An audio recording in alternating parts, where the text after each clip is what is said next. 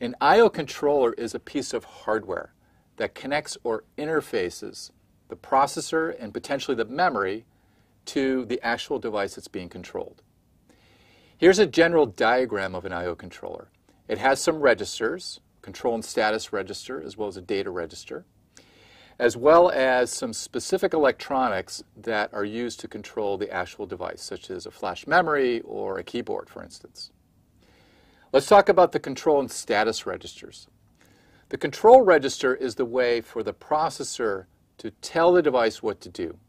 So we'll write to the control register, we'll change some bits, and those bits will make the I/O controller to take specific actions to the device. Now there's also a status register, and this is a way for the I/O controller to tell the processor its status. So for instance, whether it's completed the task that the processor asked it to do. Now the data registers are used for data transfer. So for instance, for a keyboard, the data register may hold the ASCII code of the key that was pressed.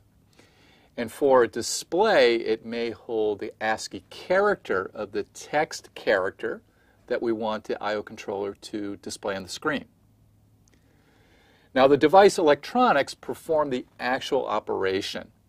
For instance, writing pixels to a screen, to take characters from a keyboard, or to transfer data to or from the flash memory in your smartphone. Now that's the picture of the I/O controller, the I/O hardware. Let's now talk about how the software interacts with the input-output hardware. And there are two main ways to do this. One is to have special I/O instructions in our instruction set architecture, and another way is called memory-mapped I/O.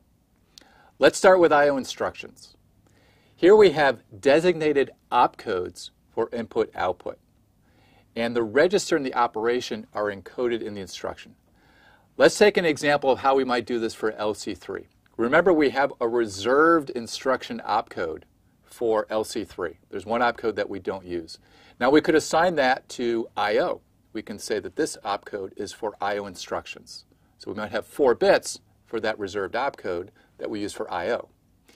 Now we can use the rest of the bits to designate which I/O device we want to communicate with. Is it the keyboard, the monitor, touchscreen, flash memory drive connection? So the device could be encoded in a certain number of bits. And then the operation that we want to perform on that device could be encoded as well. Now another way to do this that doesn't require any additional instructions is to do what's called memory mapped I/O. Here we assign memory addresses to each device register. So we reserve a part of our memory space, of our memory addresses, to I/O devices and not to memory. So here we use normal data movement instructions, loads and stores. That's the advantage. We don't have to add any new instructions. We use normal loads and stores, but we go to specific addresses that are designated for input-output devices. And the hardware has to recognize now that these addresses are for I/O rather than memory. Now for LC3, this shows a portion of the LC3 memory map. So this shows how memory is used in LC3. And you notice that we have a block of memory that are assigned to user programs, but the very last memory addresses for LC3 are reserved for these input-output devices, for device register addresses. Here's the specification of the memory-mapped I/O locations for the LC3. At location FE00 is where the keyboard status register is located. So when I do a read of that location, I'm going to actually be reading the keyboard status register and not the regular memory. Now here is the function of the keyboard status register. So bit 15 is a 1 when the keyboard has received a new character from the keyboard. So this tells the processor that there is a keyboard code in the keyboard data register, which is at location FE02. So bits 7 through 0 contain the last character that was typed in the keyboard, the ASCII code for that character. Now we also have a couple of locations for the display, for output, and that's FE04 and FE06. In the first one, we have the display status register.